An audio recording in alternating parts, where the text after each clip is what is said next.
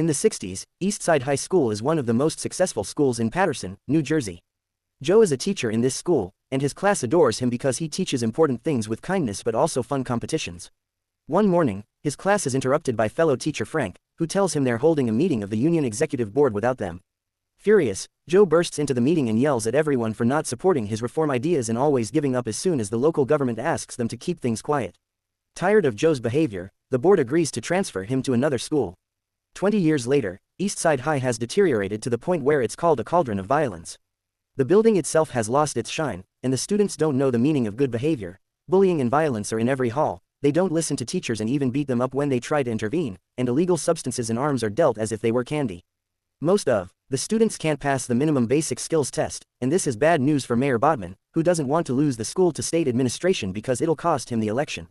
Frank, now school superintendent, and Mr. Rosenberg, the school board attorney, arrive at the only logical conclusion: they must bring Joe back. Bodman doesn't like the idea, but he approves it because he doesn't have a choice. Frank and Rosenberg go to see Joe, offering the position of principal at Eastside, but Joe turns them down, explaining he knows the mayor only wants to save himself and not the kids. However, Frank gets him to change his mind by pointing out that Joe hasn't made a difference so far with all his crazy Joe routine, and he shouldn't take that to his grave. The next day, Joe shows up at Eastside as the new principal. He holds a meeting with the other teachers and immediately puts his autocracy into play, saying he's the only one that speaks in his meetings. After asking for a list with the names of every student involved in criminal activities, he orders the custodian to clean the walls and make any student in detention help him. Mr. Darnell, the English teacher, is demoted to assistant of the football coach. There'll be guards in the hallways to help them stop the violence, and all teachers must concentrate on getting the students ready for their next standardized test because the school needs 75% of approval, and last time they did less than 40.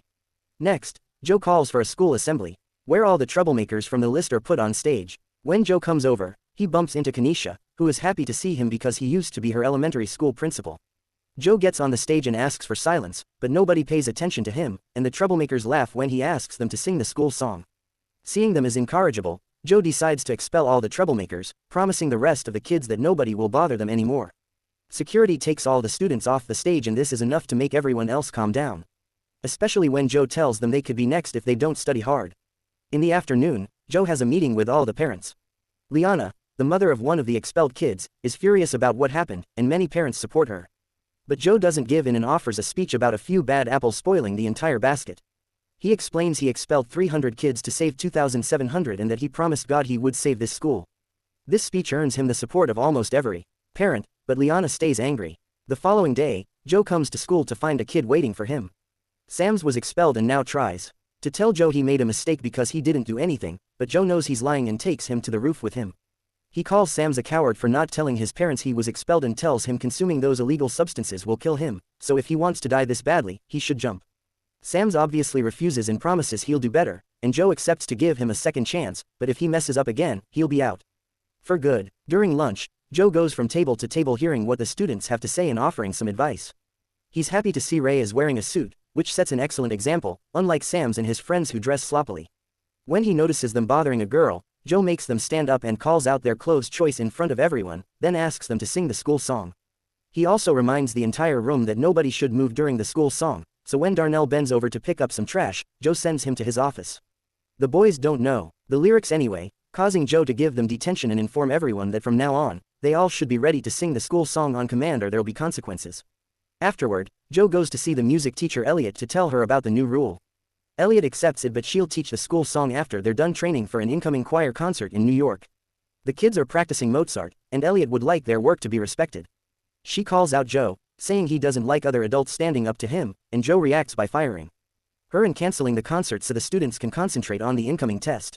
From now on, the pianist Mrs. Powers will be in charge of the music class. Afterward, during his meeting with Darnell, Joe gets called out again. Darnell thinks he's being treated as trash and wants the principal to remember these are his students as well.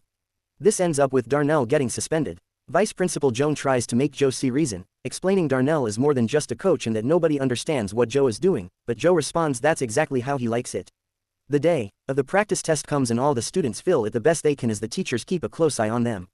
Joe doesn't want to wait long for the results, so he sends Joan to the school board to ask for the letter directly. One morning, the special presentation a student is doing for the local press is interrupted by an attack in the cafeteria. One of the expelled boys came back and is beating up Ray. He's also got a knife.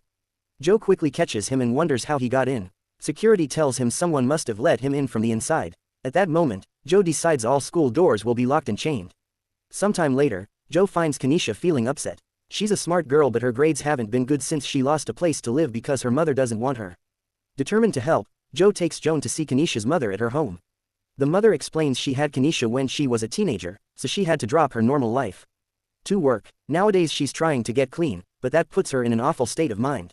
That's why she thought it would be better to send Kanisha with child services, but she never stopped wanting her around or loving her. Joe promises to help her find a better job and a nicer place to live as long as she takes Kanisha back and helps her stay concentrated on her studies. The news of the chained doors reaches the newspapers, and Liana takes the chance to take the complaint to the school board. Frank scolds Joe for behaving this crazy, mentioning that Liana is organizing a group to remove him in the fire. Chief is on her side. He thinks Joe is alienating everyone like he did with his wife, so now he'll write an apology letter to Elliot and Darnell, because if Joe wants to be respected as an authority, he should start by respecting authority as well.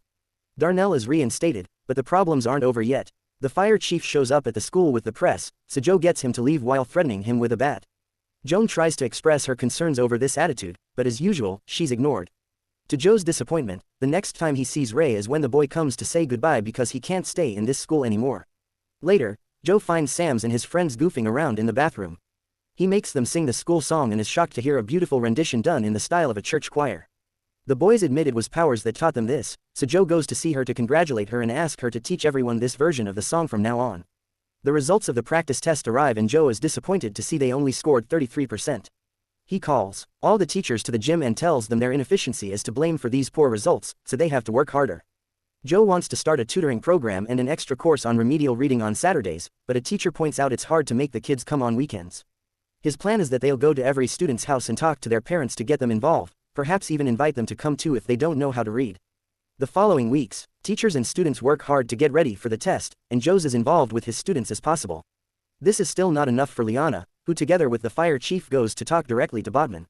Frank and Rosenberg try to defend Joe, but Bodman kicks them out of the meeting and reaches an agreement with Liana so she doesn't convince the town not to vote for him. Bodman will get Joe fired, and Liana will gather people's support for his campaign. Later in the bathroom, Bodman tells the fire chief that they'll arrest Joe for the illegal chains after the test, unaware that Rosenberg is in one of the stalls and hears everything.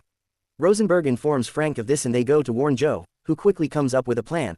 When the security guards see the chief coming, they'll call code 10 through the walkie-talkies and the teachers can temporarily remove the chains. Afterward, Joan tries to talk to Joe about the progress of their reading program, but he tells her he's too busy to look into it now and that his vice principal should do things without needing him all the time. At the end of the day, Joan asks Joe for a transfer, explaining how frustrating it is to work with him. She calls him an egomaniacal windbag that whips people who can't fight back and points out half the staff feels the same way, they just haven't walked out yet because they care about the kids. Joan, however, has had enough of his lack of respect and support for the teachers, so she wants out. The next day before assembly, Joe gives Joan her transfer papers. Then he gives the kids a speech about the bad fame the school has in town, inspiring them to prove they're not savages. He also shows his gratitude towards the teachers, which he gives Joan credit for. Next, Powers sings, "Lean on Me," and the kids sing along, excited to show the government they aren't inferior. Seeing the whole school come together, Joan decides to stay. On the day of the test, the students fill the exam with confidence. But there's also a school board meeting coming and Liana can't wait anymore, so Bodman finally gives the fire chief permission to get a court order. Meanwhile at school, Kanisha discovers she's pregnant, but her boyfriend doesn't believe he's the father even if she swears he's the only boy she's been with. Joe offers his support and promises they'll find some other alternatives, but their conversation is interrupted by a guard announcing the arrival of the fire chief with Liana and reporters. Calling code 10, Joe tries to get the chains removed, but the chief is ready and has a recording of this code, so Joe gets arrested for violating the fire code, leaving Joan in charge. That night, the school board holds a meeting. Frank tries to defend Joe's work, but Liana points out the school only got 33% during the practice test, meaning Joe actually failed at his work. The meeting is suddenly interrupted when every single student shows up demanding Joe be released. Bodman knows it'll look bad if they fire a man with such support, so he talks to Joe, asking him to tell the students to leave. When Joe refuses, Bodman pulls out the big guns and explains the cops are getting ready outside. If the students riot, things may get violent. Joe accepts to talk to them but only for the sake of their safety, not because he thinks they're doing anything wrong. When he comes out, Liana is talking to the kids, but she's only getting insulted and reminded of all the things Joe did for the school. He's touched when he hears them call him a father, but he's still worried about the police, so Joe takes over and reminds them to respect the law. His speech is suddenly interrupted by Joan, who brings the results of the tests with excellent news: the school has passed. As everyone celebrates, Joe tells Bodman that he and the state can go to hell. Joe gets to keep his job, and the students end the night singing the school song. When time comes for seniors to graduate, Joe gives out the diplomas with caring words tailored for each student.